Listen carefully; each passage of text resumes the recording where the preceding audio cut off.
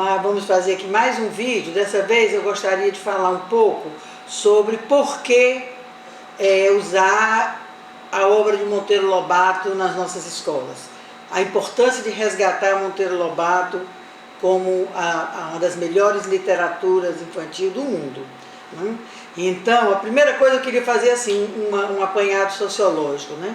Nós não podemos julgar uma obra do passado com o olhar do presente. Ora, o presente teve revoluções industriais, revoluções tecnológicas, de valor, de tudo. Só o que fica é um veio dos valores humanos mais arraigados, mais humanos, né? Então, a gente não pode, se eu for julgar uma obra dos irmãos Grimm, por exemplo, é terrível. Se eu for julgar, por exemplo, o Machado de Assis, se eu pegar Brás Cubas, ele diz, aquela mulher era linda, porém era coxa.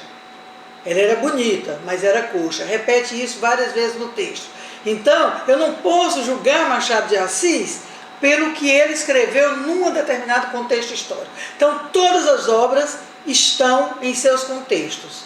E aí o que a gente tem que saber é qual é a quantidade de relevância que ela tem para a história da humanidade, para a história da literatura.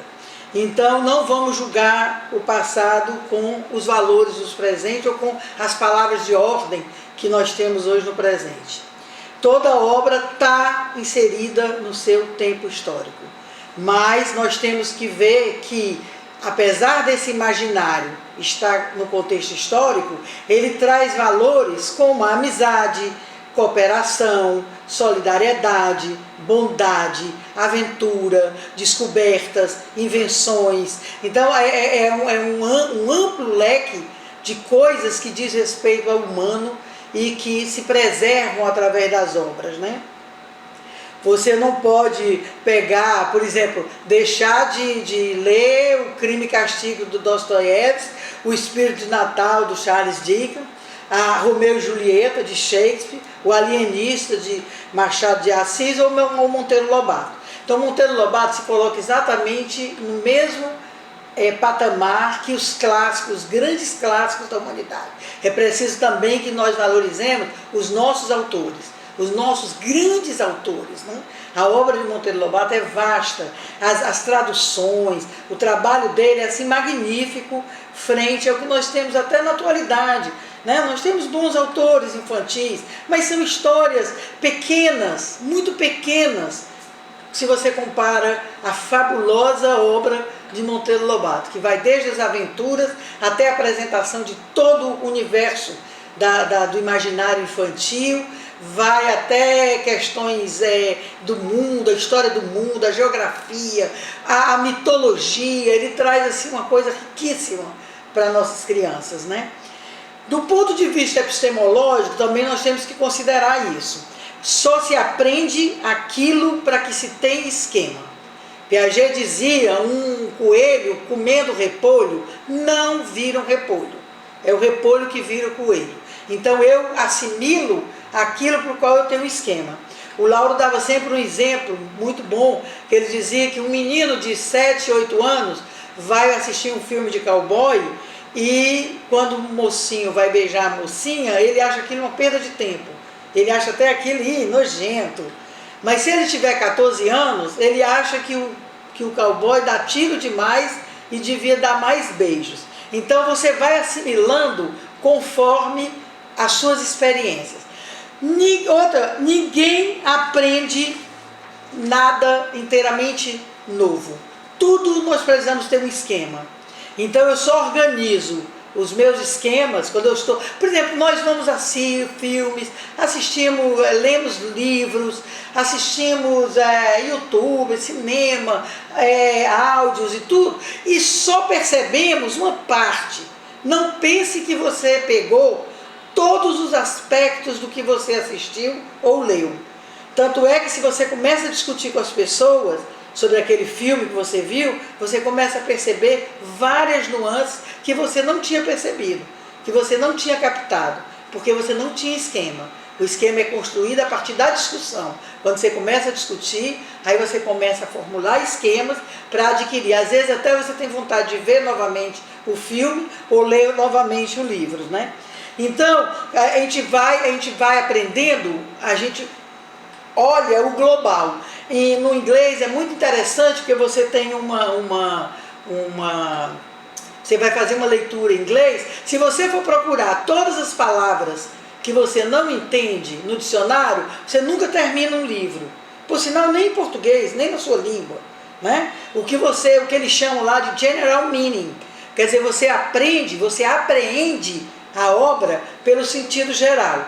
Então você vai olhar as obras e vai assimilando aos poucos. Se você reler, se você ler 4 vezes Crime e Castigo, você vai ver 4 versões absolutamente diferentes daquilo da sua primeira leitura, às vezes quando é jovem, né?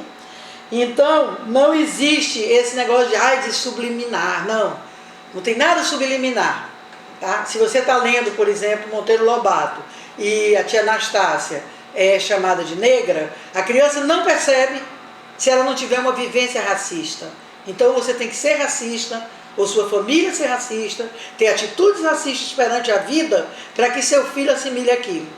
Em geral, eles nem percebem, né, as coisas que vão sendo ditas nos livros. Eles pegam pelo incrível, pelo imaginário, né? Por exemplo, o que é Pedrinho caçando onças? Não são onças reais, são imaginário, até porque a arma de Pedrinho é um estilingue.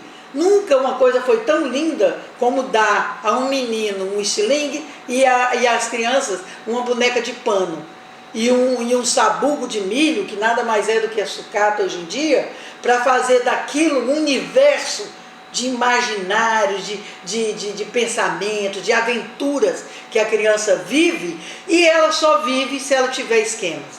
Não pense que se aprende alguma coisa, não se aprende racismo porque se fala ou se lê. Nós aprendemos aquilo que vivemos. Piaget mostra isso epistemologicamente. Não é uma questão de querer ou não querer. Não é uma questão ideológica ou política. É uma questão de epistemologia. O conhecimento se dá através da experiência. Se eu faço, eu compreendo. Então, se eu tiver uma vivência não racista, nenhuma criança vai ser racista. Eu não tenho, na minha história de 40 anos de escola, nunca vi uma criança discriminar outra criança porque leu lá no Monteiro Lobato, ou na Ruth, ou na Ana Maria Machado, alguma coisa sobre isso. É sempre uma experiência discriminatória da sua própria família ou do corpo sociológico em que ela está inserida. Então, nós temos aí uma questão para começar a pensar, né, que os papéis, por exemplo, eu estou dando exemplo da tia Anastácia porque é o mais falado aí, né? A tia Anastácia, o papel dela é bom. Ela tem um livro só das histórias de tia Anastácia. Quão maravilhoso era o folclore de Trancoso, chamado, né, da minha infância, da infância de muitos, né, que construiu um livro só sobre as histórias de tia Anastácia. Tia Anastácia é a melhor amiga da Dona Benta. A tia Anastácia é quem faz as bonecas de pano e o sabugo e o Visconde para as crianças. Ela é que está junto das crianças em milhares de brincadeiras. Então, não tenha ilusão de que é porque está dito uma palavra que uma criança se torna racista. Imagine a gente abrir mão do Lewis Carroll em Alice no País das Maravilhas. Porque a gente poderia dizer, aquilo vai fazer uma criança ficar louca. Porque é tudo nonsense. Então vamos tirar Alice no País das Maravilhas. Vamos tirar Crime e Castigo de Dostoiévski. Vamos tirar o Harry Potter, porque as crianças ficam com medo, né? Vamos tirar Saint-Exupéry. Vamos tirar Charles Dickens. Então, se a gente tirar tudo, ficamos com nada. Então nós temos que ficar com tudo. E trabalhar junto com as crianças tudo que é clássico, tudo que é da sua cultura e da cultura clássica universal. Dostoiévski serve para todos, Shakespeare serve para todos, Dickens serve para todos. E então a gente tem que pegar todos esses autores e estar com eles em nosso dia a dia, mostrar para as nossas crianças, né, todo esse amontoado de riqueza que existe nos livros, né? Por exemplo, você ao pegar a obra do Monteiro Lobato, uma criança sai sabendo geografia, sabendo história, sabendo mitologia, vivendo um mundo de imaginação. Monteiro Lobato apresenta todos os personagens de Grimm, de Anderson, entende? Então ele traz, né, todo o universo que tinha naquela geração dele no imaginário, né, das crianças, e traz ali de uma forma benigna, de uma forma boa, né? Então, não pensem que alguém fica racista porque viu um filme, ou fica doente mental, ou fica psicopata, ou fica nada disso. Tudo depende dos esquemas que foram construídos na vivência individual e coletiva. É na interação entre a criança e o seu meio que vai se constituir todos os preconceitos, todos os racismos, e também todo o imaginário, toda a coisa boa, toda a descoberta, todas as experiências, né? Então a obra de Monteiro Lobato, ela é assim um primor. Nós devemos ter orgulho de sermos dono desse autor. Talvez não tenha um autor que tenha abarcado tanto conhecimento e disponibilizado ele para a criança como Monteiro Lobato. Monteiro Lobato é um grande gênio da nossa literatura. Devemos até tirar o chapéu para ele, né?